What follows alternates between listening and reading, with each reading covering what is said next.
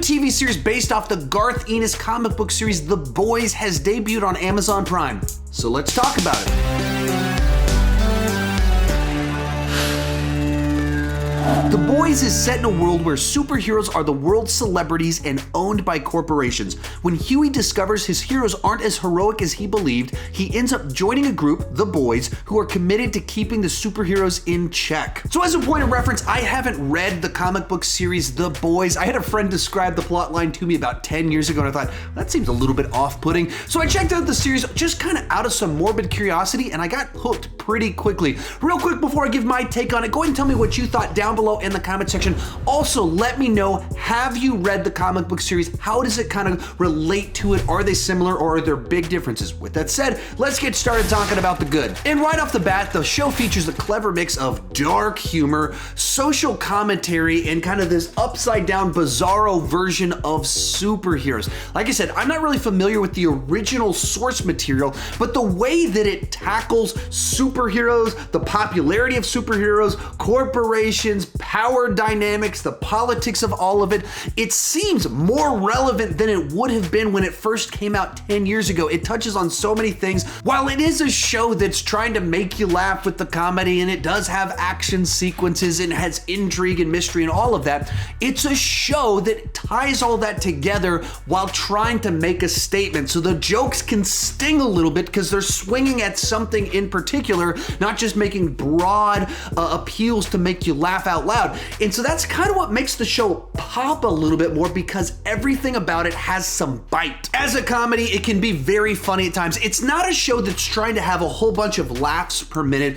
but it's trying to have good laughs on a regular basis inside of the show. And at times it is incredibly dark humor. There's a number of jokes about animals getting killed and things like that that are just wildly inappropriate, but at the same time they're set up in a way that they're actually kind of clever, makes sense in the context, where they can kind of get away with just making some brutal jokes. The other reason they can get away with a lot of this is that they've got a great cast of characters on the show.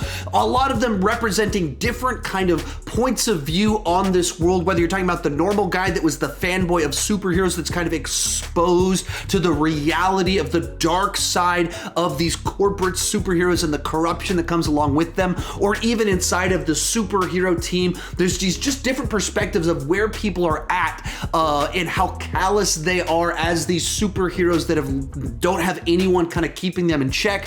Even there's layers inside of it of who the kind of evil corporate people are and why they're doing what they're doing, and the fear that they have, and they've realized they've just created these monsters that they can't control. This set of characters makes for a world that you're seeing it from a bunch of different perspectives. And the characters work because the actors playing them are all doing a great job. Of course, Karl Urban in the lead is just this absolutely calloused guy on a single-sided mission to take out these superheroes. Is just great to see him as this guy that doesn't care about anything and will do anything to accomplish his mission. Our other lead is Jack Quaid as Huey. He's actually the son of Dennis Quaid and Meg Ryan. I didn't know that going into this. I looked up the information about him. I was like, wow, that's the son of two superstars. And he just does a great job of coming off as the normal guy in this situation, where you have the superheroes, corporate people, the callous character Butcher, played by Karl Urban. He's the new guy. He's the audience's perspective going into this world and discovering just how crass and vulgar it can be. Speaking of the crassness and the vulgar, this show is ultra violent. If you're not someone that likes gore and just excess when it comes to violence, you might want to sit this one out. If you're someone that enjoys ultra violence, there is plenty of it here. I mean, when these superheroes actually battle thugs and things like that, they show you what would really happen if a Superman type character used heat vision on someone or punched them full strength. You see it in its full gory glory right there on display in every single episode. The other thing about this season is that it's just the right length. It's 8 episodes long, so it doesn't feel stretched out. Feels like they had a very self-contained story, certain mysteries that they wanted to establish to get answered by the end of it, and just enough information to kind of tease where they're going, but that it feels like a satisfying unit as a single season at 8 episodes. Now, these episodes are a full hour long, and so it's kind of actually more like 12 episodes of a network television show, because they're about 50% longer because that extra 20 minutes over the 40 minutes that network television is. So it's a long 8 episodes, but it's the right length. Right around episode 4 or 5, I had the thought in my head one time, okay, I guess this is where the season's going to start to slow down. And as soon as I had that thought, it picked up, and everything that I was wondering what it was kind of drifting a little bit, meandering, it all kind of filled in, and it was just the right number of episodes. Speaking of the story, they did a really good job of having a story and set of characters where it all feels like it ties together nicely. The story involving Huey and kind of his girlfriend sets things in motion at the beginning, and you start to discover these mysteries and these threads, and by the end of it, they all kind of come together, and it feels right. It feels like they thought the whole thing through, not like they were making it up as they went along. No, it absolutely works and satisfies as you get to the end of it. And finally, the season did a great job of building conflict, tension, and intrigue. Throughout every single episode, they keep getting our characters into these situations that make you go, oh man, how are they gonna get out of this? And whatever they do to get out of this mess creates a mess over here that leads into the next episode. Likewise, with the relationships between characters, they keep creating these complex natures where little lies are kind of sprinkled in throughout it, and we know things that the audience doesn't know, so we're just waiting for the truth to be revealed. So there's always kind of this conflict, tension inside of it, and it does a really nice job of kind of teasing a character's backstory, and so you wonder what happened to this person,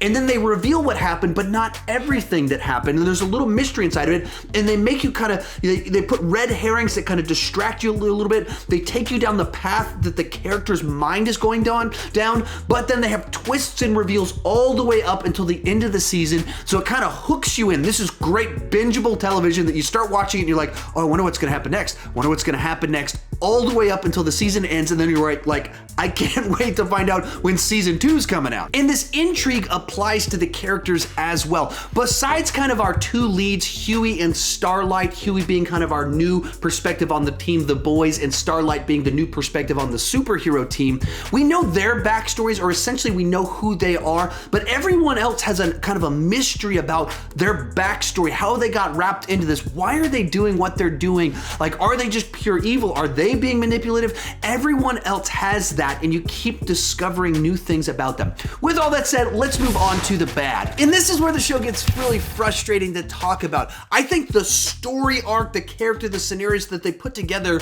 are so well constructed, but the show is so cynical, so nihilistic, so dark that it's all a bit much at times. And it's supposed to have all of that kind of baked into the cake. That's what this is supposed to be, this very dark take on all of this.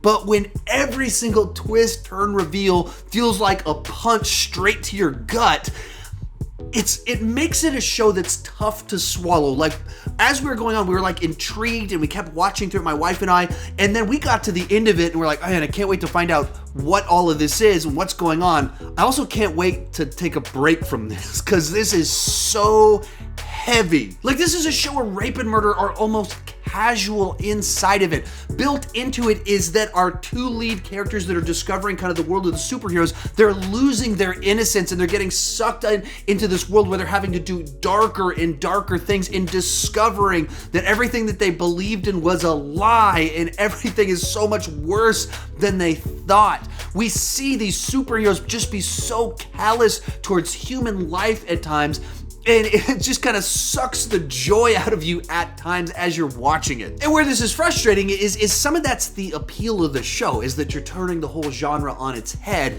And it's also trying to be excessive. It's trying to shock you. That's the purpose of what the show is. But watching through it just felt like, okay, I think you just it felt like they always had to go over the line. They could never hold back. All of this coming from the worldview of the writers themselves and their kind of take on things. And it is a very harsh, bleak perspective on things that just saturates everything inside of this show. And it doesn't help any that the show does even get preachy at times. There's an episode that kind of centers around a Christian festival type thing, and it leads up to one of our characters essentially giving a sermon inside of it. Not a Christian sermon, it's supposed to be that, and it kind of morphs into things throughout the set of scenarios in it that it morphs in a different direction, where essentially it's just the writers of their show sharing their views on tolerance, religion, God, even sexuality. In which case, as you're watching it, you're like, this isn't actually, you're actually preaching at me right now, kind of your agnostic, nihilistic worldview. You're stating it to me through a character. And some of it could be a little bit interesting because it did fit into the character's arc throughout the season, and this episode was kind of like fully putting it on display as the character accepted the transitions that they were going through. But it is a really dark, bleak space to have your show just saturate for its entire runtime. Real quick before I give you my final thoughts on it, be sure to share your thoughts down below in the comment section. Did you love it? Did you hate it? Was it too dark for you? Was it absolutely perfect? Was it a breath of fresh air to have such a dark take on superheroes? All that fun stuff. Let me know down below in the comment section. The Boys Season 1 is very addictive television with a well-crafted plot line and great characters, but it is so dark that I'm glad the season is done and I can take a break from it for a while. I give this season a B+, but it is not for everyone. Thank you guys so much for watching. If you want more content from me, check out that video right over there. I don't even know what YouTube is recommending to you. Whatever video it sends you to, let me know what it is down in the comment section. Thank you so much for watching, and keep talking movies and TV too much.